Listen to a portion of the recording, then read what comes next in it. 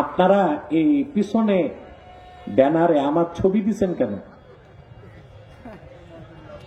পোস্টারে ছবি কেন? এটা তো না জায়েজ।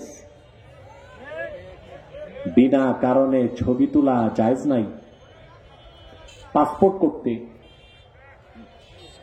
রেজিস্ট্রেশন করতে, এসব কাজে সরকার যদি বাধ্য করে আপনি ছবি তুলতে পারেন। আর ভিডিওটা ভিন্ন, ওটা চলন্ত, ওটা মুবাহ। কিন্তু ছবিটা তোলাও ঠিক না, জায়েজ নাই। আর তোলার পর টাঙ্গায় রাখা তো হারাম।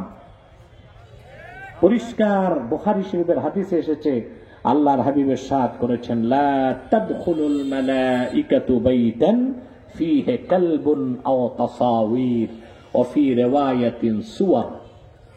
যে ঘরে ছবি থাকবে কিংবা কুকুর থাকবে, ওই ঘরে রহমতের ফেরেশতা প্রবেশ করবে না। তাহলে হাদিস মোতাবেক একটা ভালো মানুষের ছবি দিচ্ছেন, কিন্তু ফেরেশতা তো ঢুকতেছে না।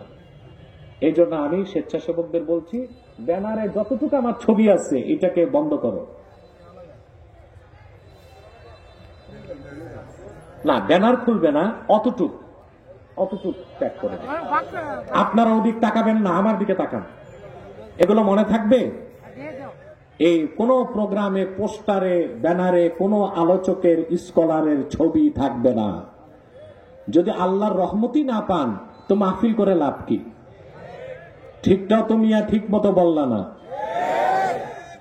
আল্লাহর রহমত পেতে হলে, রহমত পাবার ক্ষেত্রে যে মানে বাধা, এগুলো বাদ দিতে হবে। এগুলো কি করতে হবে? বাদ দিতে হবে। এটা মনে থাকবে ভাই। আসুন তারপরে আল্লাহ বললেন, কদ আফলাহা মান তাযাক্কা, নিশ্চিত সফলতা লাভ করেছে সেই যে ব্যক্তি তার হৃদয়কে পবিত্র করল। সুবহানাল্লাহ কইবেন না? ওয়া যাকারা ইসমা রাব্বি, রবের নামে জিকির করলো। ফাসাল্লা, নামাজ পড়লো। আল্লাহ বলেন, আমার এই বান্দাটা 100% সফল হয়ে গেল। আপনারা সফলতা চান? প্রতিটা মানুষই তো সফলতা চায়। একজন কৃষক কৃষিকাজে সফলতা চায়।